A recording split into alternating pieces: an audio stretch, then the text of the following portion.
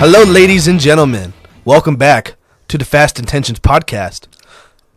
Is this episode 7? I'm not even sure now. It's been a month. It is number 7. It is. That's pretty good for me remembering that. That's episode good. 7 of the Fast Intentions podcast. Mm-hmm. Feels good to be back after about a month. Yeah, we had a little layoff. I think we must have grabbed a little bug or something when we were up in New York and brought it back with us. Yeah, so we got back from New York, excited, plan on doing the podcast, and then you came down with a sickness, and then I ended up getting sick later that week, so Yeah.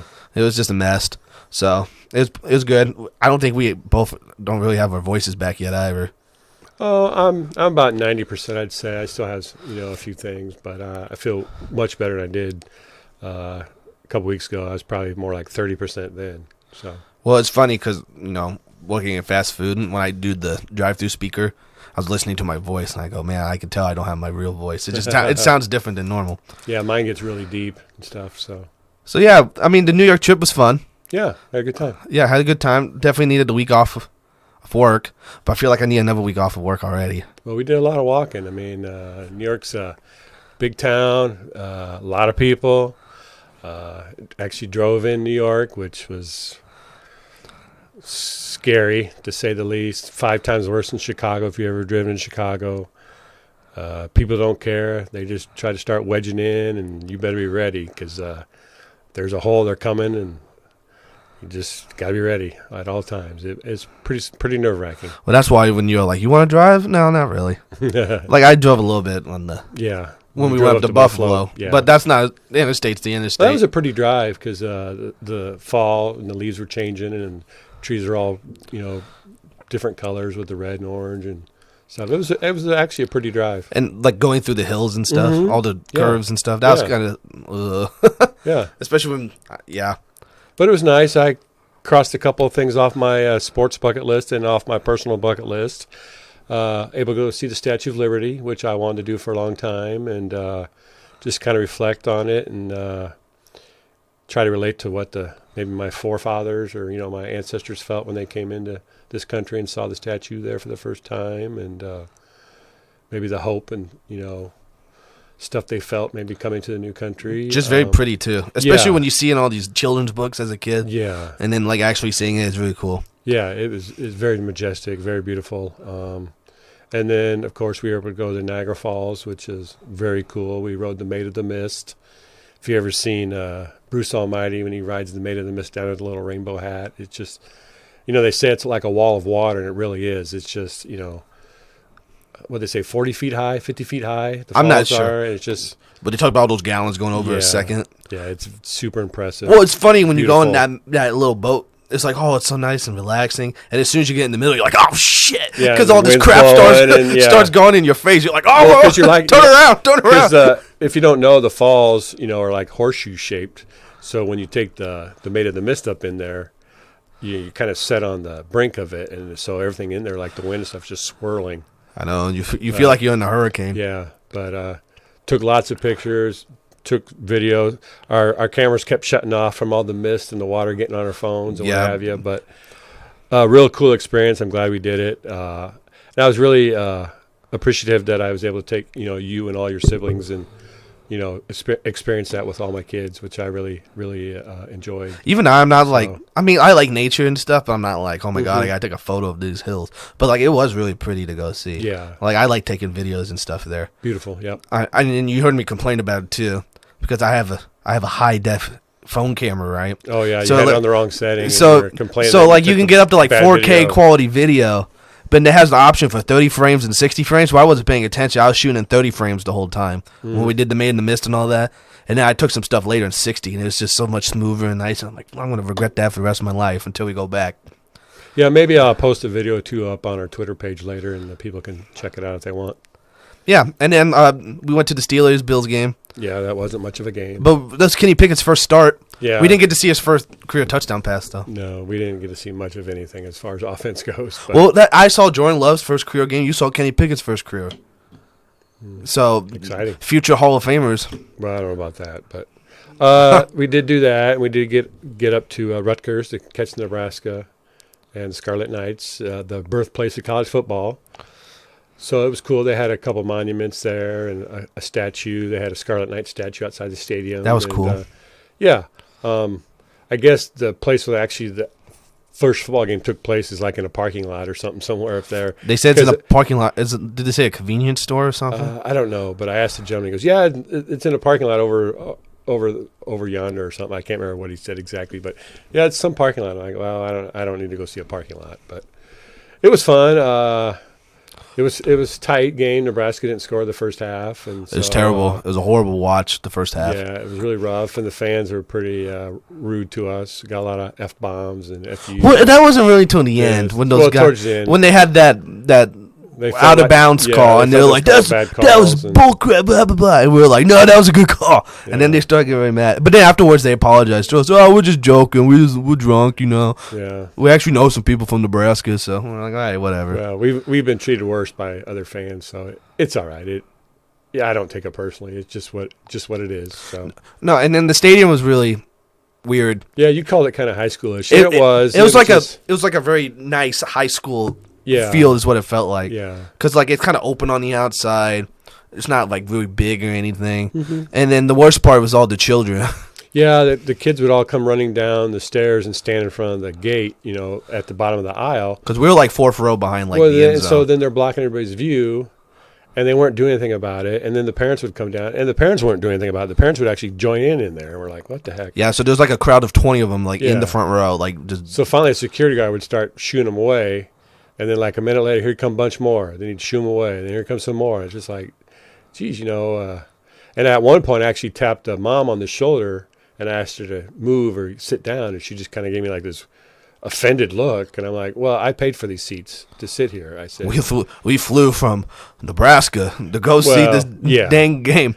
But get your stupid flag football kids out of the way. But she just looked so offended that I would ask her to move, even though she's – who knows where she was sitting? I'm sure it wasn't in that area. Well, because it was that one security guy that kept going over there and doing it. No one else did it. Because they had, like, police officers on the field, but I don't think, like, crowd controls their job. Well, I think they just have to stop people get on the yeah. So he kept shooting them away. But then it ended when the stupid Rutgers, like, the mascot came over. Yeah. And then all the kids came down to go see. Yeah. And they had, like, a little segment. And we're like, okay, well, once the segment's done. But he was over there for a quarter. They didn't do it until the fourth. Yeah. And so then after a while, these all stayed. We were like, whatever. Yeah. After a while, we would kind of give up on it. And it wasn't.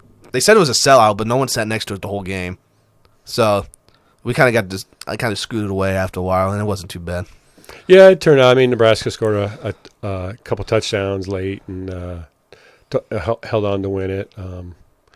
Big play was when Grant ran over that defensive back and put him out of the game. And I think that really changed the momentum of the game and kind of got Nebraska pumped up and fired up to get rolling. So, and then then of course yesterday they played Illinois and lost. So I didn't get to see it. I was in the kitchen yesterday. Mm-hmm. And it started at 2:30, and so I'm like, "Oh, it's going to be 2:30 after lunch. It's going to be completely dead." I got my butt kicked for 2 hours because normally, like, we have someone do like the fryer stuff, like they got to make prep stuff for the dinner. Then we have someone doing like actual prep in the back, so like one person makes orders. My boss was there with me for 2 hours. We were just getting our ass kicked, so I didn't even get to watch it. I didn't either. I listened to most of the radio. I did catch some highlights and stuff, but yeah. Do you have any impressions from the game? Well, I didn't really get to watch it. But Case Thompson got hurt, right? Yeah, he hurt his hand or his wrist, his arm or something. And then once he went out, Nebraska really didn't do much. I mean, I think they generated like 30 yards of offense in the whole second half. I saw a stat like that. Yeah, Chuba just was you could just tell he was anxious. You could tell he hadn't got a lot of reps. Just kept trying to throw underneath stuff, and he got sacked a few times, and then the whole offense just went stagnant. I mean, not that they were playing great before Thompson, got injured. They were in the game, but they had a couple, big plays that kind of accounted for a lot of their offense. Was that big Vokalek the one, big right? one, the Vokalek, and then I think Grant had a big run, and your screen, something popped up on your screen, so caught me off guard. It's just sleeping. But, yeah, I think the defense played pretty inspired. They kept Brown in check, the nation's leading rusher, but I think he did end up with like 150, 160 yards when it was all said and done. But generally they played pretty well. the Illinois quarterback was real efficient. He was like 20 for 22. And I feel like we get a lot of those. Yeah. Like, what's his face for Northwestern? He was like 26 for 28. Yeah, I'm listening to play and Sharper go, he drops back to pass, and it's caught. Like every time. And it's caught. And you're like, son of a gun. But it's always a stupid little crossing. But, they played pretty well, and then they gave up that late touchdown right before halftime, which kind of, it was 13-9, and that made it 20-9. And then in the second half, they got a fumble early from Illinois. They caused a fumble, and then Chuba turned around and threw in a pick. So they ended up with no points there, and it just – but like you said, once Thompson got injured, everything just kind of fell apart. I mean, I think the defense played well, probably played well enough to win, but the offense just didn't generate enough. What stinks too, especially coming off that Purdue game when, I'm granted Trey Palmer went ridiculous that game, but just kind of it's hard when your quarterback goes out, but. Well, they schemed a few plays for Trey, but they just couldn't make the connection to him. So it wasn't like he was totally shut out. I mean, he got open a few times. They just couldn't connect with him. So I don't know if that'll be one to go in my watch book. Yeah, I record them all, but yeah, me too. But quick turnaround. They got the Gophers coming in next Saturday, and they had been struggling, but they turned around and beat Rutgers 31-0 this weekend. So excuse me. Looks like maybe they have their things straightened out. They got their Ibrahim back, their All-American running back, and seem to kind of be back to where they were before things kind of took a downslide. So it'll be interesting to see. Teams like Illinois and Minnesota are tough for the Huskers because they want to pound the ball, and they're going to stick with it. It's not like they're going to get away from it. They're just going to keep hammering the ball.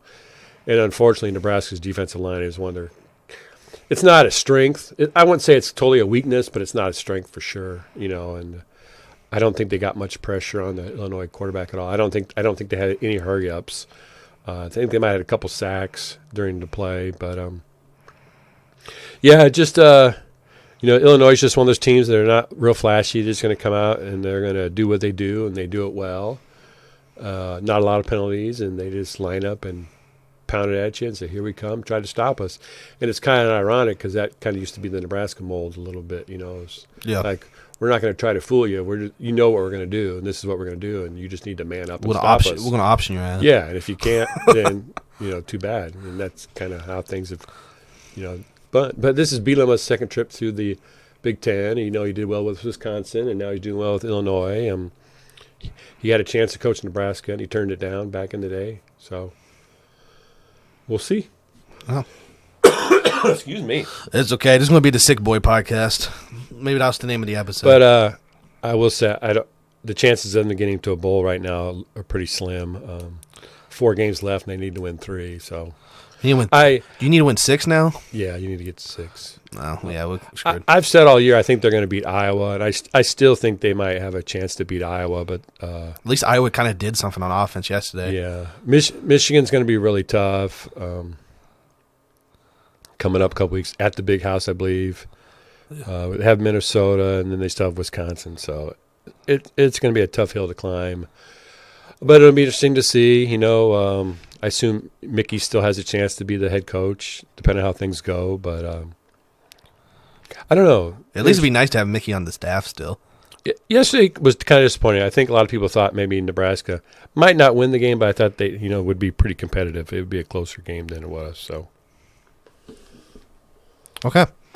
Well, speaking of Michigan, do you want to talk about that incident that took place last night? Oh yeah, that was I don't know. Last night from when we recorded. Do you see any of the video? I did see the video. I didn't see the game or anything that led up to it. I just saw a lot of people complaining about it.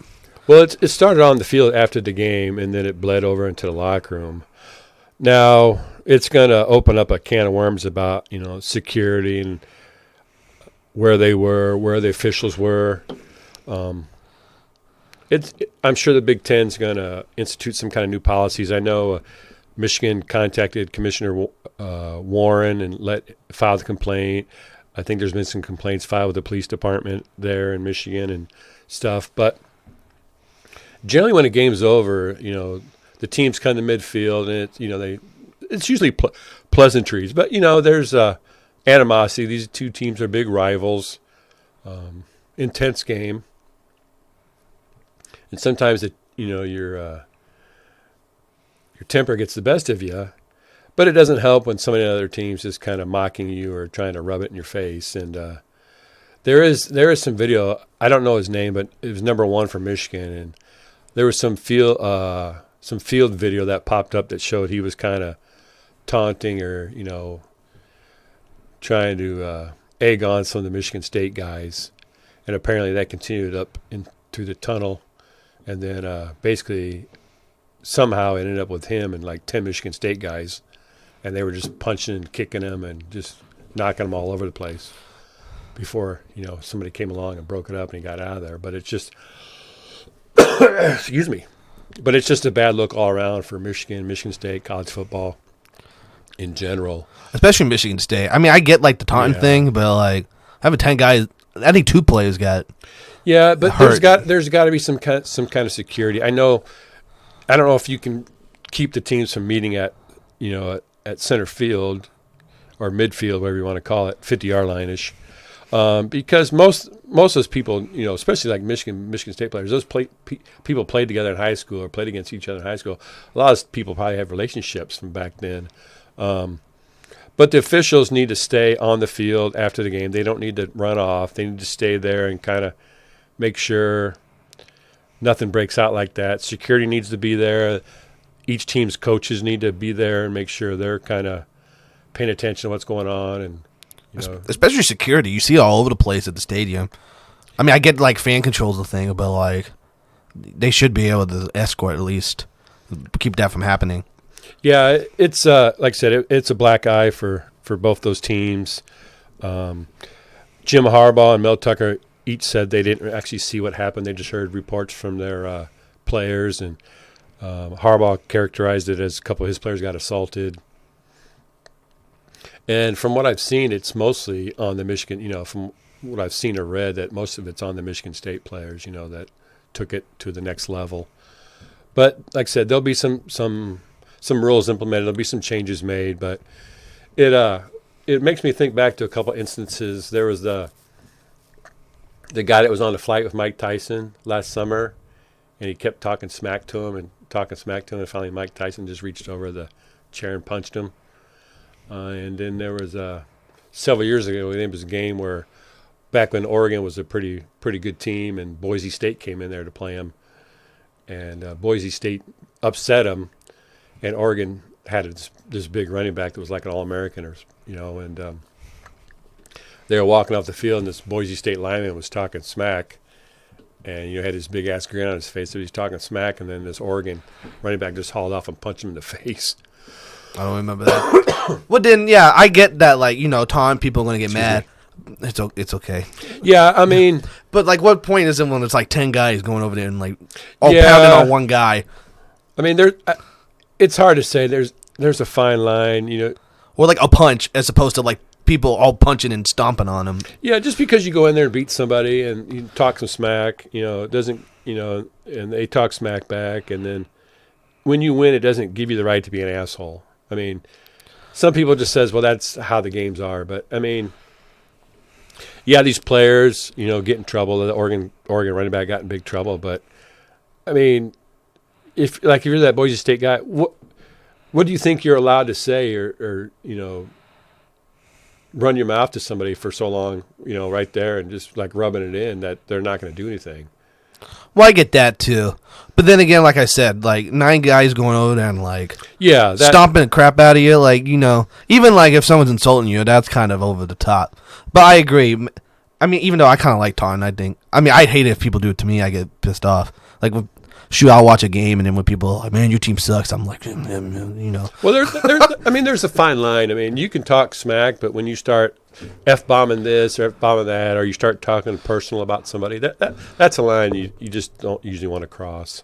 Usually, yeah. But I'm sure the Michigan State guys were just, taking up for their boys, taking up for each other, and it just turned into what it was. But, yeah, there'll be a bunch of ramifications. I'm sure a bunch of those Michigan State players will get suspended. And they should. It'll be a pretty thorough investigation, I'm sure. We'll probably hear something in the next couple of days as we record this on Sunday. I'm sure by Tuesday or at the latest Wednesday or something about some suspensions or because you can't really find a college student. So, it's possible maybe somebody might get kicked off the team. I mean, and I'm not, or at least suspension. And I'm not saying there's no culpability on Michigan's side too. Everybody's got a camera now, so I'm sure there's plenty of video out there, and they'll have to go through all that. And I'm sure the Big Ten officials and the Big Ten office is all going through it and reviewing it. So just another incident. Yeah, big mess. Yeah, it's unfortunate. Okay. Yeah. What else you got? Well, we're on the football theme, I guess. I wanted to dive into the NFL a little bit. Let's go. Tom Brady and the Buccaneers are struggling, and so are Aaron Rodgers and your Packers there. Yeah. Who are you more concerned about getting the ship righted? Do you think it's the Buccaneers or the Packers? It's kind of a tough decision. I don't know. I feel like maybe Green Bay is more concerned about, because I'm so tired of the Devontae Adams conversation. It's kind of annoying because I feel like with Lazard and like Romeo Doubs showing things, they have like the game plan to do it, but it's just Matt LaFleur. He's an idiot so far. Because okay, so you lose a high caliber guy like Devontae Adams, probably the best receiver in the league. But you have a guy, Aaron Jones and A.J. Dillon. Many people considering them like the best, maybe 1-2 tandem in running backs in the NFL.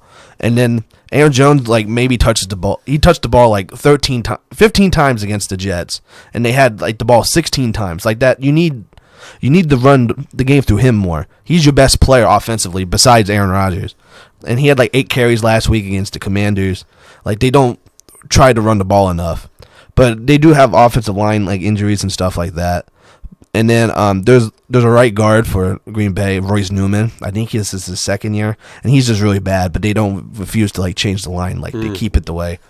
He got taken out at one point, and then I believe his backup got hurt, so he went back in there. I see. But you see the Jets are running stunts against him, and he's everyone's going to the left, and he's blocking to the right, and everyone just runs right past him. It's okay, Matt, you got to get this guy out of here, but he refuses to. It's just, I feel like he wants to run the offense the same way like Devontae's there. You see, it's 3rd and 2 against the Giants, and doing the red zone, trying to tie the game.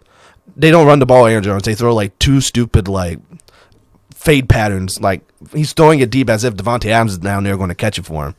That's not going to work. You have to play through your best players, and Matt LaFleur refuses to do that. Don't you think Aaron Rodgers has the option to audible to something else? He does, but even after the game, he goes, "Yeah, maybe we need to simplify things more." Blah blah blah. See, that's also a good point. You don't know what Aaron's audibling out of or what LaFleur's calling, so they could be runs.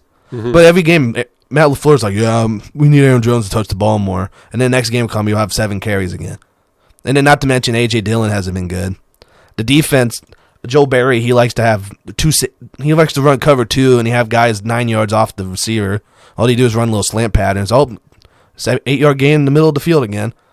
And then he refused to move Jair Alexander around the field. He didn't want him to follow their best receiver. Well, they finally did that last week, and then he got beat by Terry McLaurin all day. And Taylor Heineke, right? Uh-huh. I always want to say Tyler Heineke, but it's Taylor Heineke. So it's just a mess over there. I think coaching is the big issue. But then Aaron Rodgers doesn't play well either. He'll have guys open. He had Dobbs on a out on a 3rd down. He yelled at Dobbs because he dropped it, but he threw it at his feet, and he dropped it down there. So he has to do a better job too. Well, him and Devontae just had that chemistry where they played so long together. When they would read a defense, they would read it pretty much the same. They'd see the same thing. Well, Aaron's out there now, and these young guys aren't reading the covers the way Devontae used to and the way Aaron is. So you'll see a guy break off a pattern, and then he'll throw it, on the go, or vice versa. The receiver will run the go, and he'll throw the underneath, the in or the curl route. Well, I agree with that. That comes over time. But if that's the point, why do they keep doing it? Why don't they run the ball more? Well, you can rep that all you want in practice, but until you're actually out there against the other team's defense and figuring out what they're going to do, you can't really simulate that in practice because your practice squad guy who's defending you is not going to think or react the same way the guy from the Redskins or Commanders or Colts or whoever is out there, So well, I agree, but I feel like that's why he needs to change the game plan up. I feel like he's running this as if, Devontae Adams is there, he's going to cover up some of our bad play calling and make a great play. Well, he can't do that anymore. Lazard's not that caliber of a player.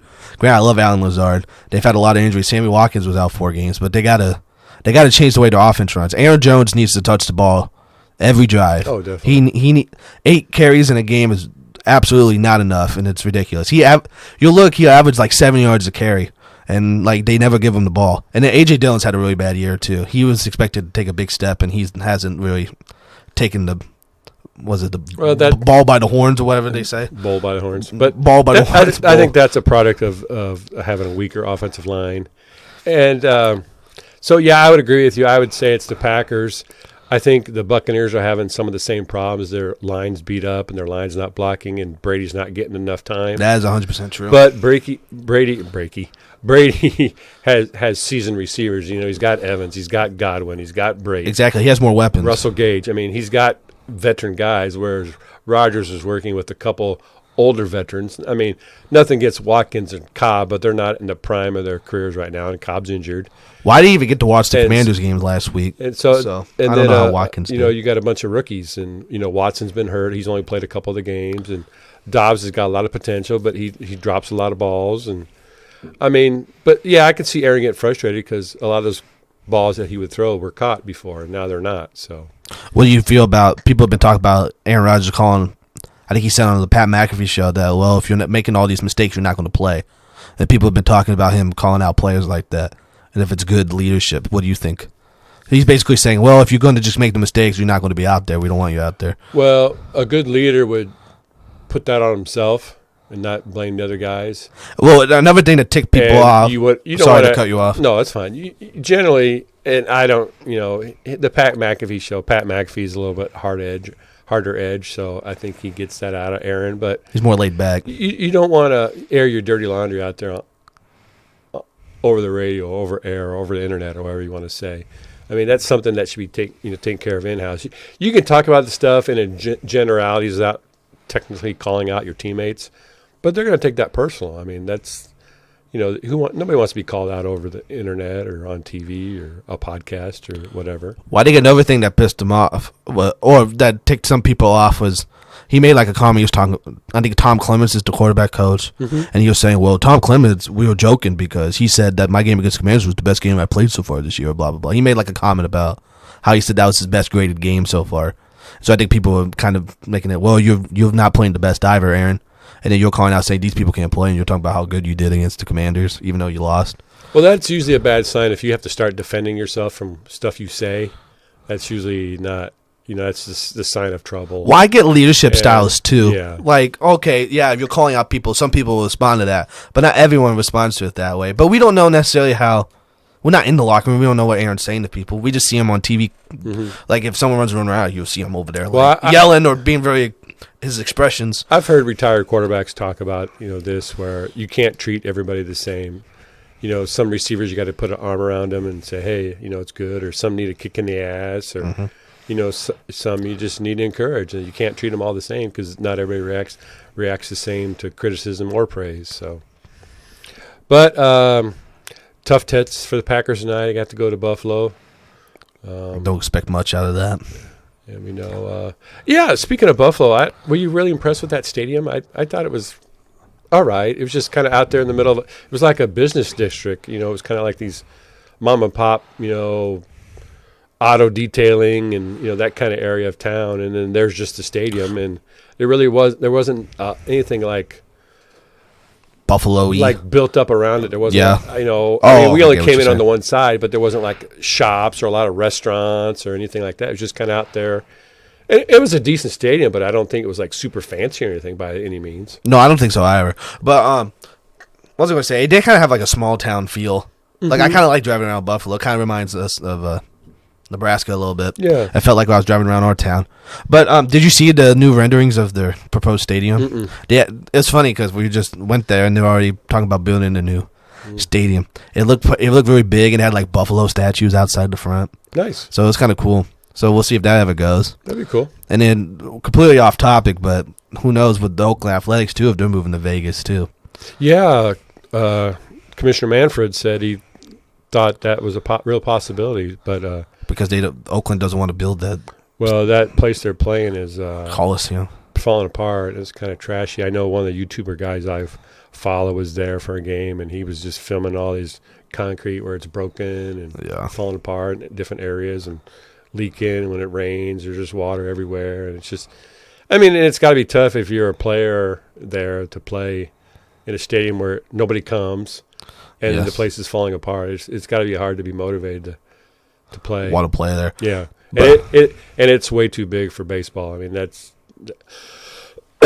Excuse me again. Dang it! How many people does it fit? I don't know, but I think it was built for football back in the day. You know, when the Raiders played there, and it's just not a baseball. That was the worst when the Raiders played there too, because they had that dirt on the field. Yeah, that was the worst growing up because you used to have Jack Murphy, where San Diego, the Padres and the Chargers would play, and just Candlestick Park was like that with the Giants and the 49ers and a couple other places like that. You just be running through the dirt infield part of the game. It just doesn't look good. Yeah. Well, that was football back then. Football players played in grass and mud and dirt and snow and ice. It didn't matter. But now everything's like turf and fancy stuff. Well, I saw an article complaining that all the new fields are turf. Yeah. Cooper Kupp said something the other day about football should be played on grass. But then people always complain about Soldier Field too. And well, what's the name of the stadium in Arizona? Shoot. Sunlight? Or is that Miami? But anyway, their field is on... Miami's Hard Rock. Arizona's field is on like a track, and they can slide it outside the stadium and keep it outside like in the parking lot or whatever. Really? And then, during the game, they can bring it back in, for the games. It's pretty cool. I've seen video of it. State Farm Stadium. Thank you. I've seen video of it. It's pretty cool. I mean, it's in fast motion because it takes forever. But, yeah, it just slides in and out of the base of the stadium, so they can have the grass outside to get sun and all that kind of stuff. And I think it's weird how all those stadiums can look like giant domes now. Yeah. Like what they called, like the Raiders one's like the Death Star. It's like that big black box. Yeah. And at U.S. Bank Stadium, when you went, it's like a big black box too. Well, yeah, but they have the one side. It's like a big glass partition, and you can kind of look out onto the city. I took a tour of it. It is really cool. Yeah, so it's pretty cool. Because it is like they even said when you're there, like we didn't put as many seats in there because you want to feel closer. Because like you walk in, you're right next to that big video board. It's like right there. It's cool. Well, that's the new way they're going. A lot of stadiums was like, okay, let's just get as many people in here as we can. But now they want to. Now people can sit home and on their 80-inch TV in 4K, with high volume. Dang straight soundboards. Yeah, and surround sound. The experience is almost as good sitting in your front room as it is at the game. So they have to do things to entice people to come. So they're making it, less capacity, more comfortable for the people that do come. The SoFi Stadium, though, is the creepy one. That one's like it has like those pillars and it's like open up. It's like that's scary how cool that looks.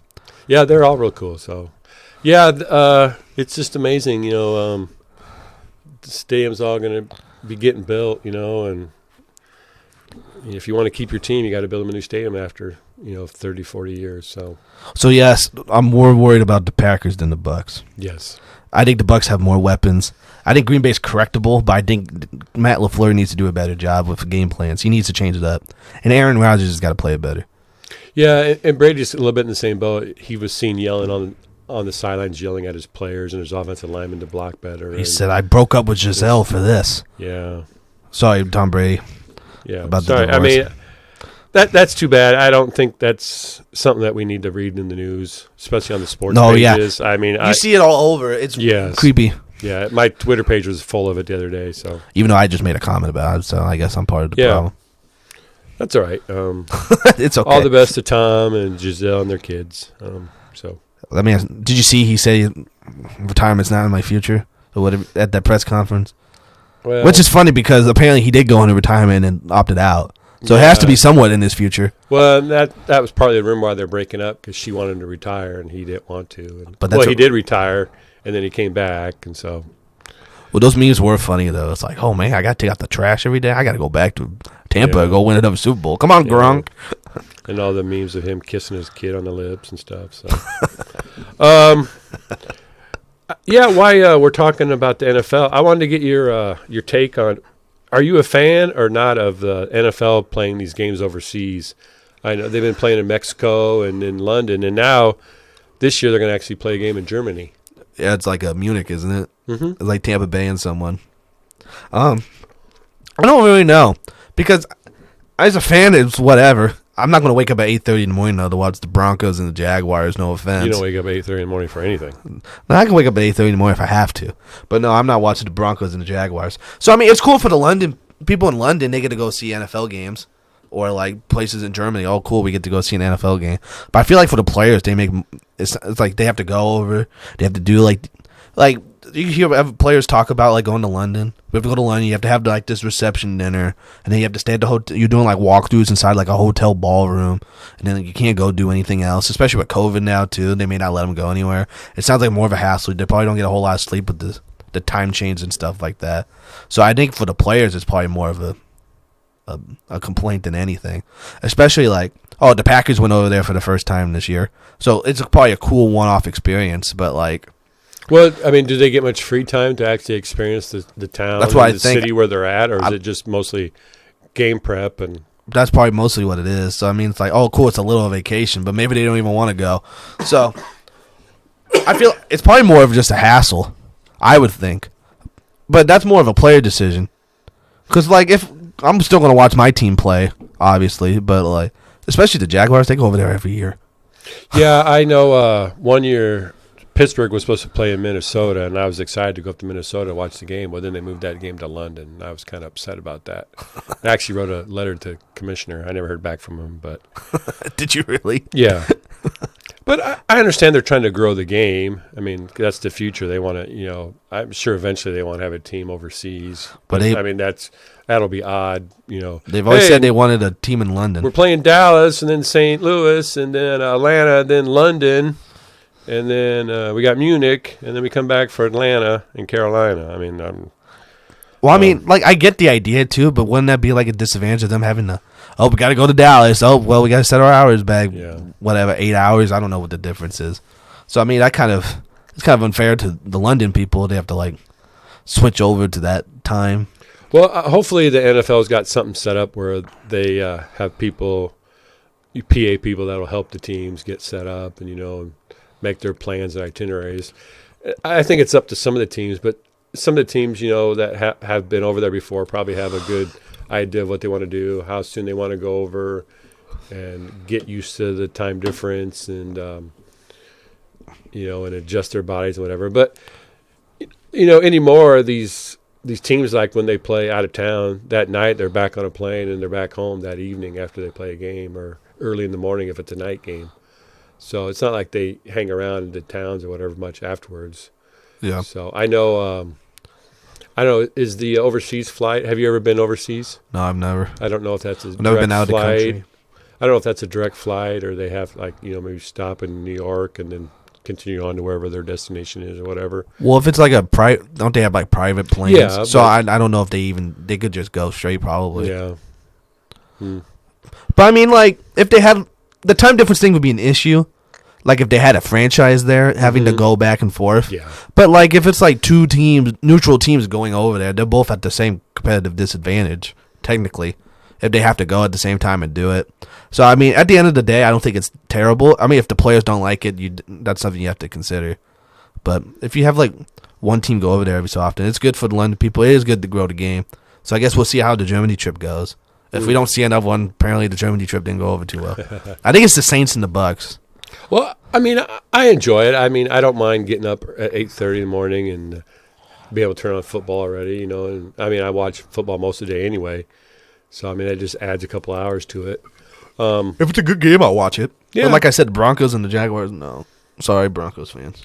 Yeah, I mean, it's kind of hit and miss. Some games are good. I mean, today, the Broncos and Jaguars turned out to be a pretty decent game at towards the end. But, yeah, I've seen some stinkers over there, and it's funny because a lot of their fans are more excited about the place kickers, kicking field goals and stuff because it's more like a soccer crowd. But it is cool. You watch the games, you see jerseys of every team, even the teams that aren't playing. Everybody's wears their jersey of their favorite teams and stuff. So that's kind of cool. But the stadiums were really big and fancy too. Yeah. So I mean, it's a big deal for them. They do it up right. They make a big the cities. I mean, make a big fan experience out of it for their people and what have you. And I assume some fans use it as an excuse to travel overseas for a while and sightsee and see their team, whatever. But I don't know. I don't know if I can ever, in the near future, visualize an actual franchise being overseas, by itself. If they're going to they're going to have at least, 2 or 4, I would say, just so they can interplay over there, so they're not always traveling back and forth across a pond, as they call it. I feel like wouldn't it be more like, I think like Canada or like Mexico would be more realistic than like London. Yeah, but I mean, I've heard talk, that, and it's probably just rumors. But I mean, of course, some of those rumors are based in fact. But yeah, they want to have a team in London.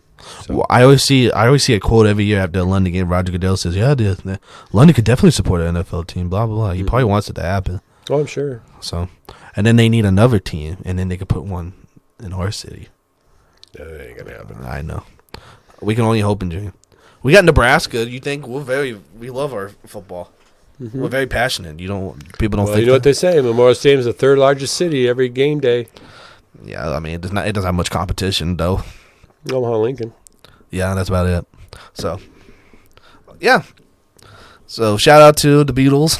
Shout out to all the other things from London or England. Beatles from Liverpool. I know they are. I realize that, but walk across the pond. Go see the Jaguars play. My favorite joke was from Seth Meyers. He did the NFL Honors one year, and he was talking about how the Jaguars always play in London. He goes, "Why did they give us the Beatles? We give them the Bortles, because Blake Bortles was always over there." That was always funny. The Bortles. Yeah. Bortles and James. All right. Oh, yeah, shout out to Blake Bortles. He retired like a month ago. Oh. In case you didn't know that. I didn't know that. Oh, Todd Gurley also said he retired, but then he said that was fake news. Oh, was it? I think he said that's not true. So I don't know if it's true or not, but if it is, Todd Gurley, he was a star for about 2 years. I don't think there's many people knocking on his door right now. So I know those injuries. He was a beast that one year for a couple of years. He was the man. So yeah. Okay. I didn't have anything else as far as football concerned. Do you want to transition over to the World Series and want to talk about the World Series a little bit? Yeah, let's talk about the World Series because we were going to make our baseball playoff predictions, but we were sick. We never did get to do that, and we didn't do it before we left. So, well, I was going to say the Astros and the Phillies is what I was going to say. Well, yeah. So, no. I still had the Dodgers and the Astros. Can we talk about the Dodgers for a second? Sure. I was actually rooting for the Padres. I was excited when they beat the Dodgers, and I really thought they were on a roll. And then that game 2 of the NLCS, when they came back and roared back and won the game, I thought, okay, now we're in it. And then they lost 3 straight. So, what do you think the Dodgers have to go? Because every year they have, by talent-wise, they have the best team by far. Every year, probably for like the last 6, and they only won the World Series once. Is when they won in the COVID year. Well, baseball's a tricky game. You can have the best talent, but if the other team has a pitcher that comes out and is hot and hitting the spots and the ump's giving him the corners, the black of the plate and stuff, and he's dialed in, good pitching will always be good hitting. Well, that's true, but that's not to say, like, even so, like, the Dodgers, how many games did they win this year? I'm looking it up. They won over 100. Yeah, they won 111 games. Yeah. Like, it's absolutely ridiculous. They're still far and away the best team. I understand that in the series it makes a difference, but that's why they play 7 games. So even if, like, a pitcher's doing good one game, they technically the best team should. And I get that there's hot streaks and there's cold streaks, but the fact that they seem to have a cold streak every year in the playoffs is just it's just crazy to me. And it's hard to imagine where the Dodgers can go because obviously they're really good. They're still going to be really good. But if it's not taking them, like, what else could they add? Oh, so the Dodgers are going to be even more of a favorite next year. They're probably going to be the favorite again. And the year after that. The thing about the Dodgers is they have money. They're going to spend it. If they think they have a weakness, they're going to go out and address it and try to sign somebody or they'll try to make a trade for somebody. The one thing about the Dodgers and, like, the Yankees of the past, they just don't stand pat. They try to examine their team and find their weaknesses, and they try to improve it. But, I mean, how often does the best team actually win the World Series every year? I mean, were the Braves the best team in the National League or the MLB last year? I wouldn't. No, it's debatable. I don't. I would say they probably were in the top 10, but well, they only had like 80 wins. Yeah, but they were injured a lot last year.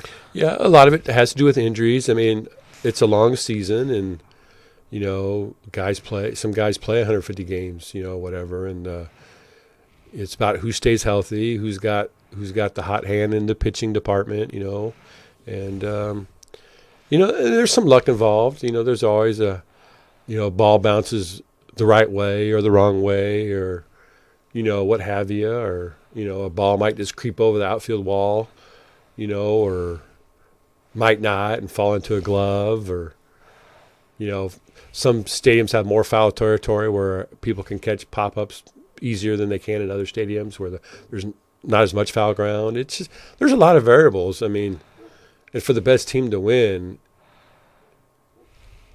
everything has to go right. I mean, I know it's a different topic, but like in fantasy football, very rarely does the best team going into the playoffs ever win the championship. It just hardly ever happens.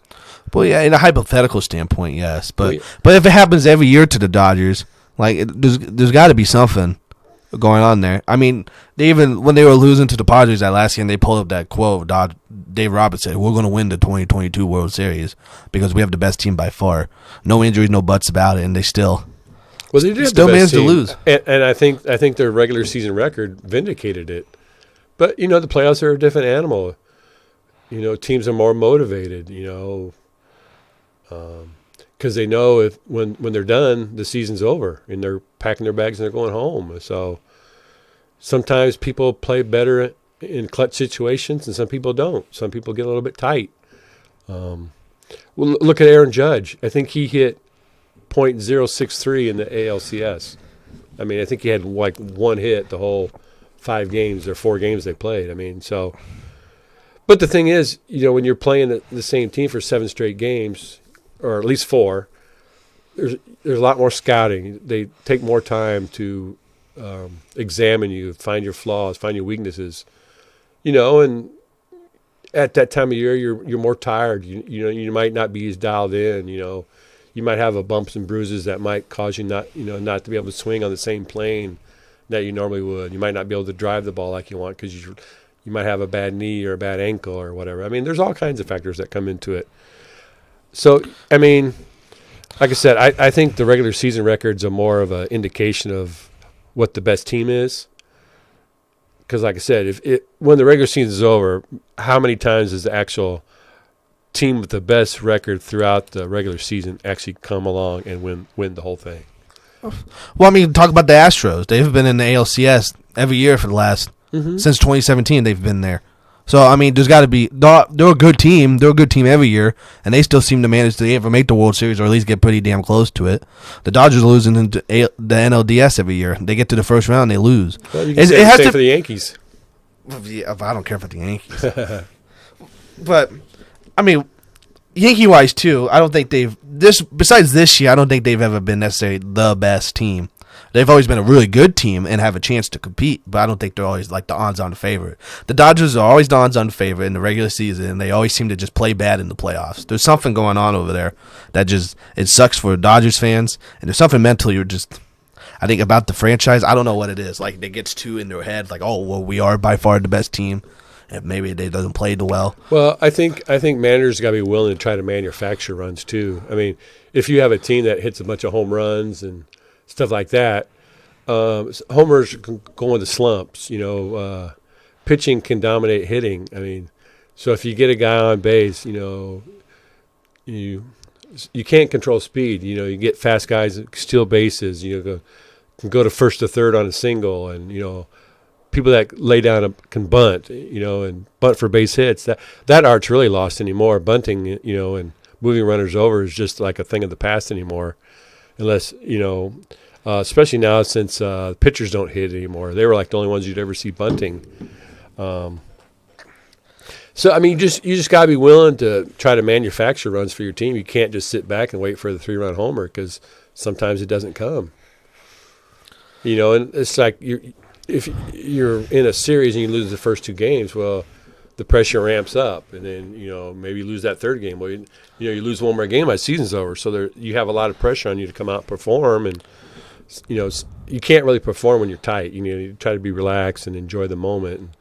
And, some teams can do that. The Red Sox came back, and was it 95 or no 2005? 2004. 2004. Against the Yankees when they were down and they came back because they were just a relaxed bunch of players and a bunch of knuckleheads. Yeah, what they said, and they were able to not tense up and play well. Play relaxed and just had the mindset. And some teams, they just press more. You could see. I mean, I could see the Yankees pressing when I watched them. I mean, probably the only one that really performed for him was Harrison Bader. I mean, he had 5 homers all year, and he had 5 in the playoffs. It's funny because I even made the comment about how that was a dumb trade for them. I mean, he ended up being their best player. Yeah, you just never know. But, yeah, it's well, I would agree with that sentiment, but I feel like they do have winners on that team. Mookie Betts has won a title. Clayton Kershaw's. I mean, I don't want to mention Clayton Kershaw. Well, that's been a conversation for Clayton's years. Postseason's been a struggle, for his career. That wasn't the best example to bring up, but even like Trey Turner has won a World Series with the Nationals. Mm-hmm. Like they've all been there. It just seems like whenever they get this team together, they just So it's just. It's got to be something if it happens every year. But I do agree, baseball is a weird sport. It's whoever's hottest. The Nationals are not. The Nationals, when they won the World Series, they were not the best team that year. No, they were not. They were like 15 games below 500 in May, and then they just do. Did you like that? Do. They just won the World Series. So I don't know where the Dodgers are going to go from here. They're obviously going to just keep building the juggernaut because that's what they do. But it just kind of sucks to be a Dodgers fan, I would think. Mm. I think we talked about this already about the 2020 title. Is that legitimate? Oh yeah, we did talk about that. But yeah, I didn't feel like it was. I mean, yeah, they're in the record books for being the World Series champ. But I mean, what was it, 60 games? I mean, that doesn't prove anything really. But I mean, it's what they agreed to, and they played it, and they came out on top. So. Well, I agree, but the Yankees lost again. Ooh, they lost in the playoffs again. Mm-hmm. Those dreaded Yankees. Are they going to have the best record in MLB history? No, they're not. They're going to get swept in the ALCS by the Astros. Who could have saw that coming? I do want to talk about a couple things. You mentioned it before. What were your thoughts on the fans booing Aaron Judge? Because people seem very upset that they were booing him. I get he didn't play well in the playoffs, but in that World Series are the factor. But he just went off a remarkable year. Yeah, he's basically set the home run record for the Yankees most in a season, and he was really close to the Triple Crown. Very close. Triple Crown. But it's what have you done for me lately scenario, and I think they booed him more out of frustration, just because they wanted him to hit a home run and carry the team like he did all year, and he just struggled, and the Astros had him played well, pitched him well, and he just struggled, and it's unfortunate to have a great year like that and then see it end in such a miserable fashion in the playoffs. But you never want to get swept. No, nobody does. But I just think they were booing out of frustration, and they just took it out on their highest paid player. And, well, how do you think Aaron Judge would feel about that, especially with his new contract looming? I think he's okay with it. I mean, he's been in New York long enough to see how it goes. The fans are fickle. It's what have you done for me lately, and when you're winning, you're the best, and when you're losing, you're a bum. Speaking of the Dodgers, Aaron Judge. Yeah, his interview. I saw an interview Aaron Judge did in the locker room, and he's kind of talking like past tense with the Yankees. So it'll be interesting to see what happens in the off season. He's a free agent, so he'll get a big paycheck from somebody. Oh, I also wanted to find this. I have this article here. It was they ranked all 30 teams and Aaron Judge's where he would sign. Like they ranked every single team. Oh, okay. Last place was the Pittsburgh Pirates, and then 27th was the Kansas City Royals. Your thoughts on Aaron Judge signing with the Royals? Okay, it ain't gonna happen. Okay, so the top 5 they had Red Sox number 5, which that's not going to happen. I don't think so. They need to sign Bogarts and Devers first. And I just saw an article saying that Devers and them were way off on a contract extension. So that's not good news for us. So I don't see that happening. They need to figure out that situation first. I mean, I guess if that doesn't work out, maybe Aaron Judge, but the guy's like 30 already too. Like he's old. He got into the league later, so he is older. So if they're going to offer him, someone's going to offer him a big contract, and so who knows how that's going to play out later in their career. The Giants also a big favorite. It's basically teams with the money, the Mets, the Dodgers, and the Yankees, and then they also did have the Cubs 6. But the only thing about the Cubs is that they're rebuilding, so who knows if they're willing to just offer Aaron Judge a gigantic bag if they're gonna take him a while. So I think it's just going to depend if Aaron Judge is going to want to stay loyal, if he's going to want money, or if he's going to go win. It's pretty much what it's going to come down to. Yeah, and there could always be a surprise team like what Carlos Correa ended up signing with the Twins last year, and sometimes somebody like the Texas Rangers will step up, put a lot of money up, or the Rockies. It just depends on certain teams and how close they think they are. And, I wouldn't put it past the Cardinals to maybe make an offer. It depends. I don't know all the salary cap situations on these teams. It's wide open. So it'll be interesting to see. Once the World Series is over, then the next day you see all these people, filing for free agency or whatever. So I would say it's probably most likely he stays with the Yankees. But I would love to see him in the Mets. I think that'd be great if he just moved across town, especially because you like to root for the Mets too. Yeah, except in '86. But speaking of the Mets, we did catch part of a game at Citi Field. We had two half games. Yeah, well, the game the night before got rained out, so it was a day-night doubleheader, and we got there because we got into New York about midday, and we didn't have anything planned, so we decided to go see the Mets. And they were playing the Nationals, and the Mets actually had a chance for the playoffs or to win the division. They were tied with the Braves at the time. But it was cold and rainy, and there's probably 2,000 people there. And the Nationals put out some minor league, AAA basic lineup, out there to play. And the Mets scored 7 runs in the bottom of the first inning. And we saw history. The first 3 hitters went back-to-back home runs. That's never happened before in the Mets history, so that was cool. That was cool. Brandon Nimmo was on fire. Yeah, but we stayed about 6 innings. Well, because like you said, it was a doubleheader. The doubleheader was at 4. Yeah. And then that game was supposed to be at 7, which it started at 8. Yeah. So we got to about the 6 of the first game. And it was a steady rain. I mean, it wasn't a heavy rain, but it was a light rain the whole game. It was windy. And it was a little bit windy, and it was cold. But we were there, and it made it easy for the concession stands and the souvenir stand. There wasn't many people to wait behind. That's always nice. So, but I think we ended up leaving about the 6th inning. And right when we left, some guy hit his first career hit, major league hit, and it was a home run. So we turned around to see what that was about. Oh, my God. Now I can't think of his name. But, I'm looking it up. Sorry. Then on the way to the van, it started pouring rain. So we were kind of glad we left when we did. But it was nice to be there and experience a little bit of the Citi Field. We got to see the apple go up. And Francisco Alvarez. We got to see the home run apple go up several times and stuff. So it was nice to experience. I wish the weather had been a little bit nicer and there had been a little bit more of a crowd. But, it was there. We can mark it off our map, of the ballparks we've been to. So I got my stickers right here for my map. And I did take a picture of the third base line where Hosmer made his mad dash home in the 2015 World Series to beat the throw. So that was, I took that for posterity. So yeah. Nathan rolls his eyes if you can't see. It's okay. I've already mentioned the Red Sox 2 times. Yeah, so I got my map with my stickers for stadiums I've been to. So who do you like? Do you like the Astros or the Phillies to win the World Series? See, because like we said, baseball is hard to predict because the better team is the Astros. Yeah. But the hottest team is the Phillies. Well, I guess you can also argue the Astros are the hottest team. Well, the Astros because they hadn't lost a game until game 1. The Astros had it down 5-0, and then Phillies roared back. So you thought, whoa, shoot, they grabbed the momentum.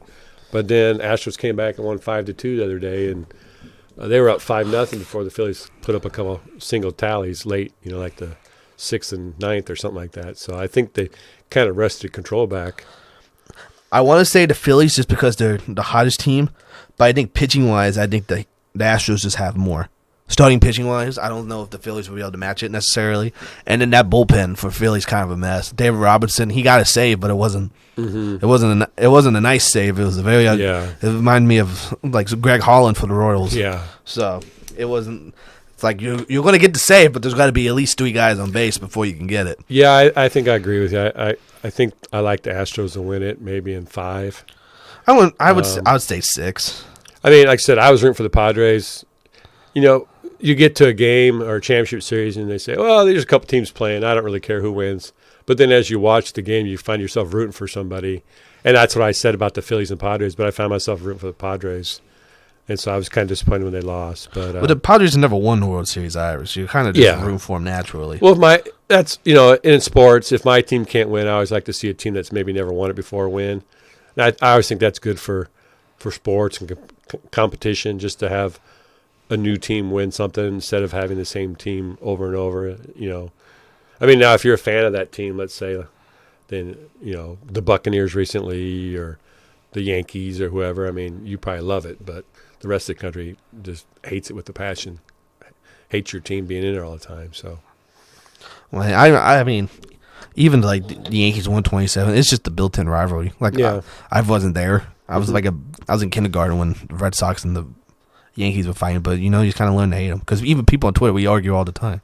Well, even if it's not even that big of a rivalry anymore, it's just a natural thing to do. Well, yeah, I mean, growing up a Royals fan, the Yankees caused me all kinds of heartache as a kid. You know, in the mid to late 70s, and it wasn't until 1980 where I was finally able to celebrate the Royals knocking off the Yankees. So yeah, I'll say Astros. I think Framber Valdez, you know, Lance McCullers, Justin Verlander, starting pitching wise is too much, and I think they have more offensive weapons too.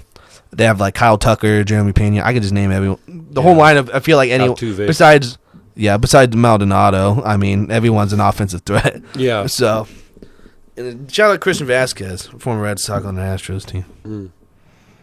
Yeah, I agree with you. Like I said, I think unfortunately I like the Astros to win it, but hopefully, you know, the Phillies will keep it competitive and make a series out of the series. Well, even today's a travel day, but it's 1-1. They're going back to Houston, so they're going back to back to Philly. Sorry. Even not the Phillies they're set up well for. They got a lot of good players, and they can definitely add on to it next year. So yeah.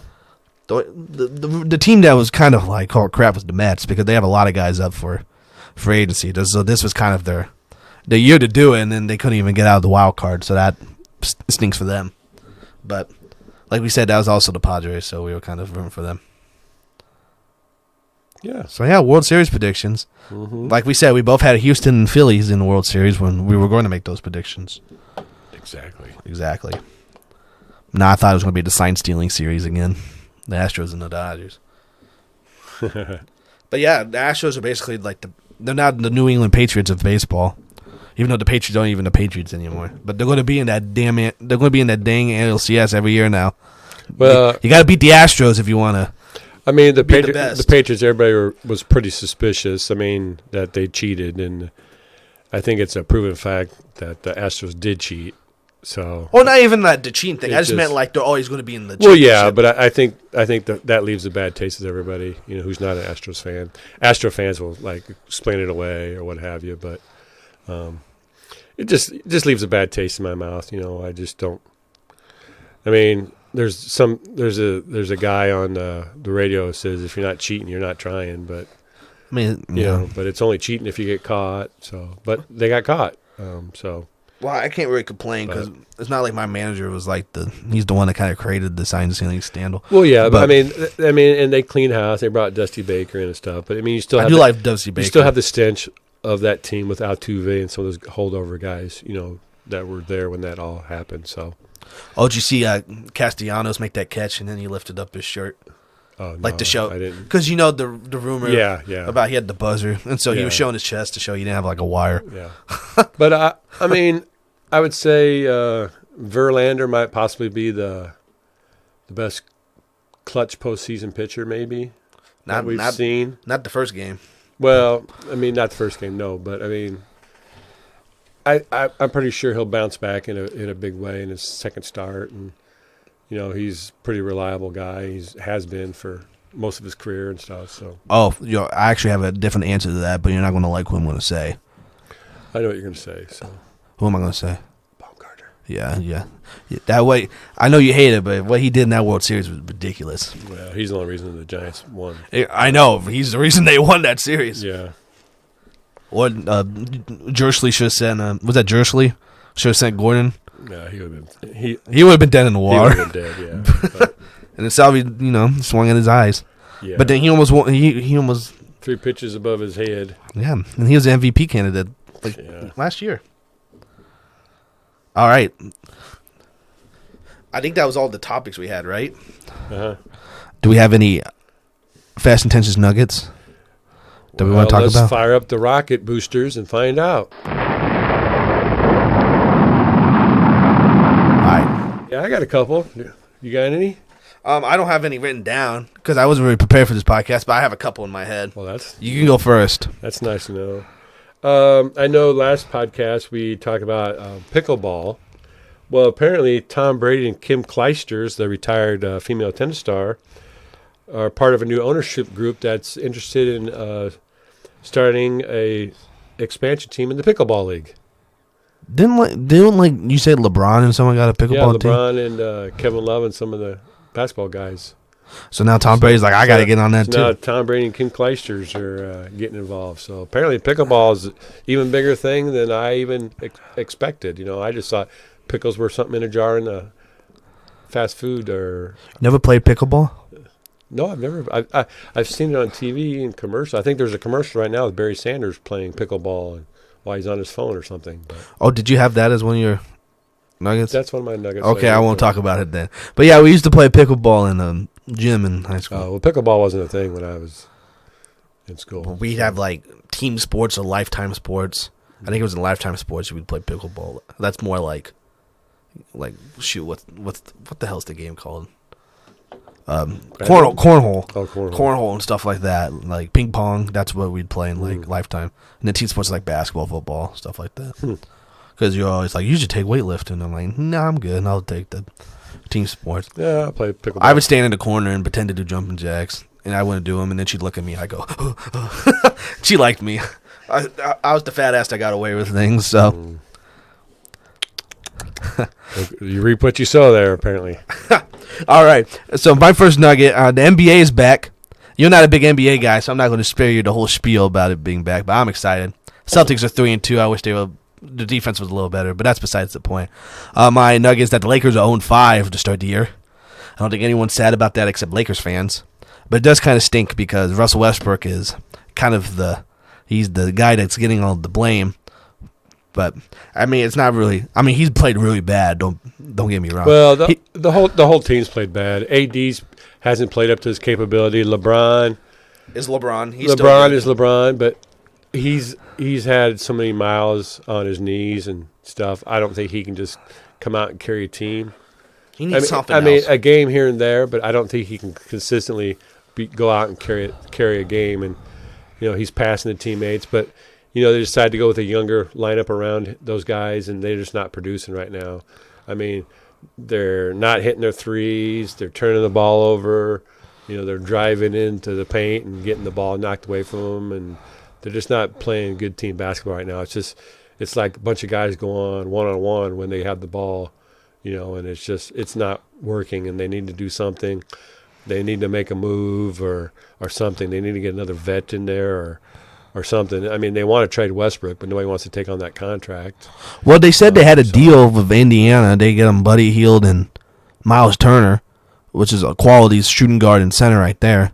But they want to get the Westbrook thing another try. And shoot, who knows if they're able to get that now. Yeah. Because they signed all the old people. Mm-hmm. Like they had Carmelo and Dwight Howard last year. They couldn't do nothing. That team just doesn't mesh. Rob Pelinka made a big mistake trading Montrezl Harrell, Kyle Kuzma, Kentavious Caldwell-Pope. Those were all good role players that could. Well, Montrezl Harrell not, but like Kuzma, they could space the floor and shoot threes, which is what LeBron needs. Instead, they got Westbrook, who he can't shoot worth a lick.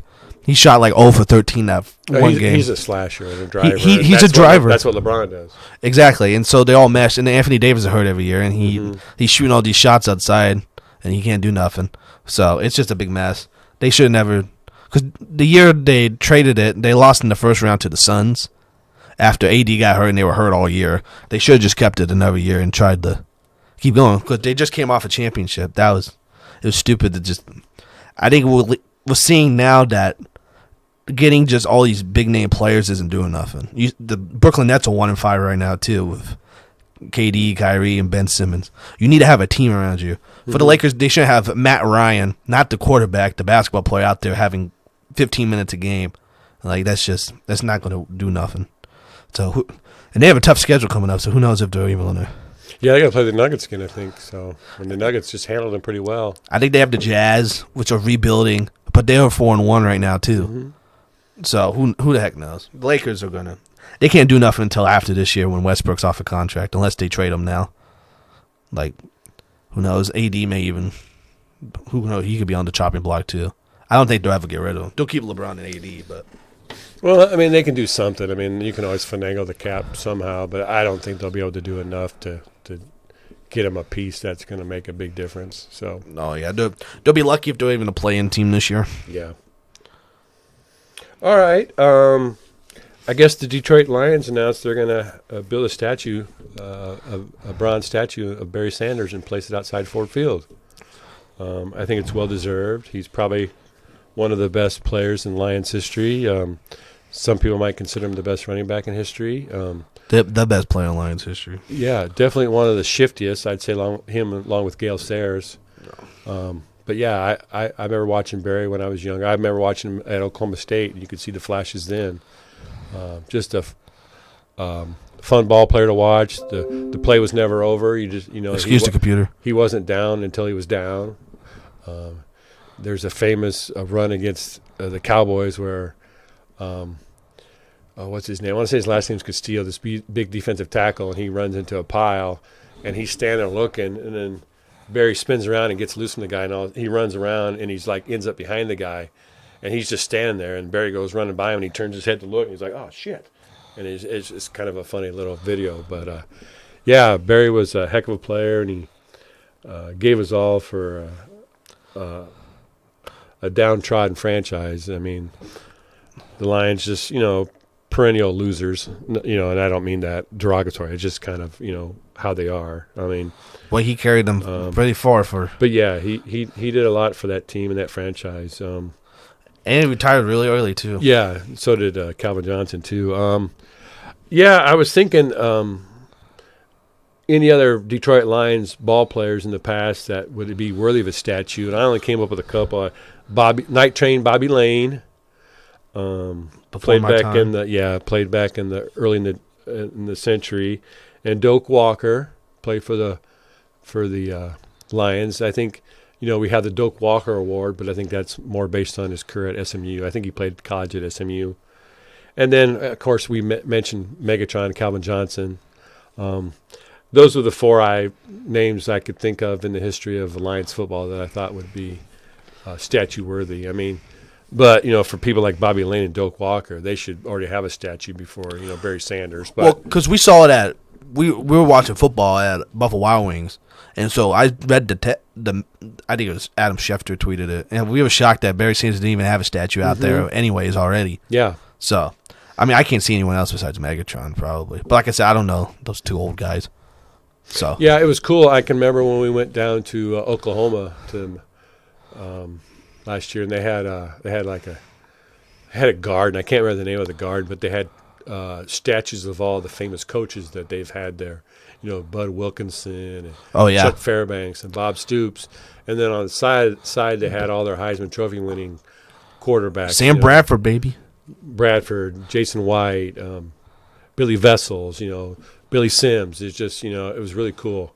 Yeah. And I think it's cool when schools or franchises preserve the history with statues and what have you. It's fun. It's a good remembrance. It's a way to celebrate that person in his career, and it's always a good photo op for the fans. Yeah, I think every team should have something like that. Yeah, like the best part about going to Green Bay is when we saw going through the Packers Hall of Fame. That was cool. Yeah, when they had the giant Curly Lambeau and Vince Lombardi statues out front. Oh yeah. They even had the Lambeau Leap statue, which we took a couple fun pictures with. But yeah. Yeah, I think every team should celebrate their history and, cherish it. So, yeah, cool deal. Any other nuggets over there? The only other thing I saw that was kind of newsworthy. Well, I mean, it is newsworthy. Joshua Primo for the Spurs got released. He was a promising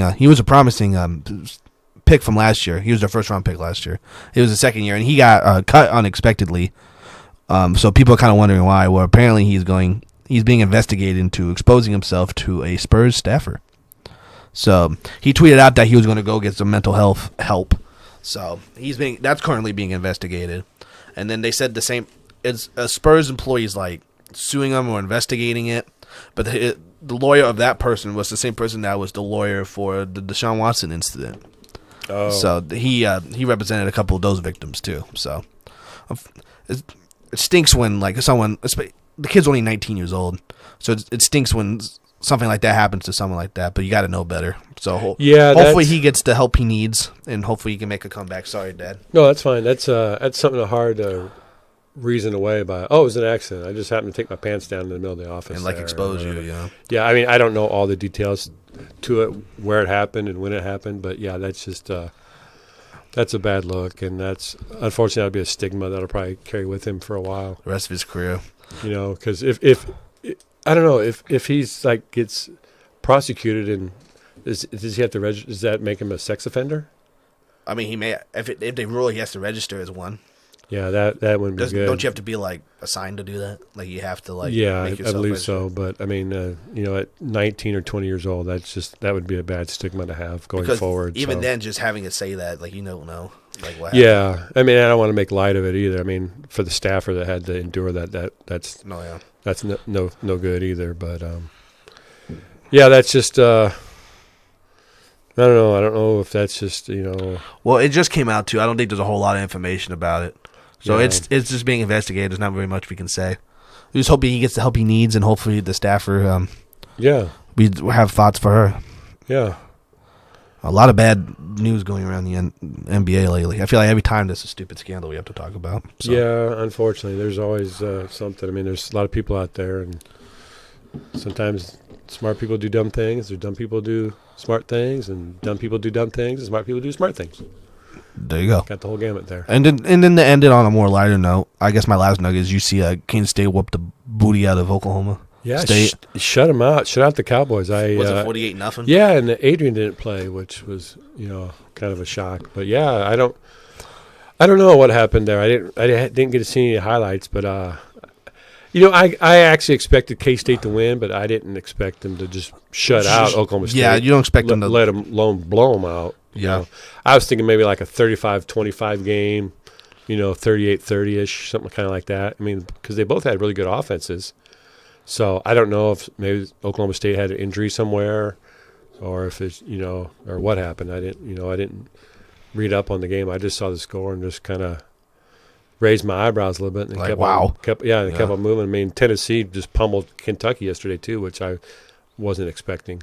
But yeah, Tennessee looks like the real deal. Yeah, they got if they didn't look like that already, beating Alabama. Yeah, I mean they got a good quarterback, and Tennessee, old Tennessee would beat Alabama and then come back and then throw a stinker in there and lose to some team they shouldn't lose to. But looks like they're on the right track, and the coach there, I can't think of his name now. He was at USCF after Scott Frost left. Jeez. Yeah, this has been bad. We've done this. Yeah, we do this too much on this show. But he's got him in a good way. They got a good, strong quarterback, and he's got a good chemistry, and they got a lot of dynamic players down there in the checkerboard end zones down there, so it'll be exciting to watch. I mean, they have the inside track to play in the SEC title game right now, so real exciting. I didn't have many more nuggets. Okay. We do have a little bit of news. We have fast intention koozies. So if you would you like to have a fast intention koozies? Would I like to have one? I bet you would love to have a fast intentions koozie. Totally. Who wouldn't want a fast intentions koozie? Yeah, who wouldn't want a fast intention koozie? You're having a nice cold drink. Yeah. You don't want all that liquid all over you. Yeah. You can just have a little koozie about condensation, keeps your hand warm. Yeah, and you can just think about your favorite sports podcast. Yeah. Exactly. Because it's generational. It is generational. Good tagline. Yeah, there you go. Who came up with that one? Me. Oh. So I think what we're going to do, we're going to have a giveaway. So if you end up liking and subscribing to our YouTube channel. Or following us on Twitter. Or following us on Twitter at FIntentionsPod. we will put your names in a drawing, and then the next show we'll draw a name, and you'll receive a koozie. Yeah. And just get in touch with us with your address, and we'll get it sent out to you. Well, we'll message you. We'll message you, and then we'll get in contact and get it sent out to you. So, well, hopefully we get a subscriber or a Twitter follower. Yeah, by the next show. I mean, I think we're still sitting at 20. Do we have any comments this week on any of our social media or platforms? Well, even if we did, I don't know. It's been a month. I can check the YouTubes real quick. It's been a while. I feel bad, that we've been down for a bit, but well, just to let you know, the show's not dead. We're still here. As long as we like it, we're going to keep doing it. We haven't gotten any new subscribers. Portions of the show were pre-recorded. The only comment we had on the last one was from you. Not really. You're the only one that commented on the last okay. show. Tell people like and subscribe, and then no one did it. They didn't listen to you. I know. Well, please follow us on YouTube. Like and subscribe and share. We gave you the Twitter handle. You can find us on Spotify. So please listen, rate, and review us on Spotify. And all that exposure will help us be more visible to other users as they do their searches. Yeah. So, sorry for the delay in getting this podcast out, but we wanted to make sure we were able to give you the full gamut of our personalities and our healthy bodies. All right, and then I don't know. I don't know, because we're going to be in, next week we'll be here, but then the next week we're going to be in Boston, because now we're going to Boston on a trip. Yeah, but we're leaving on a Wednesday that week.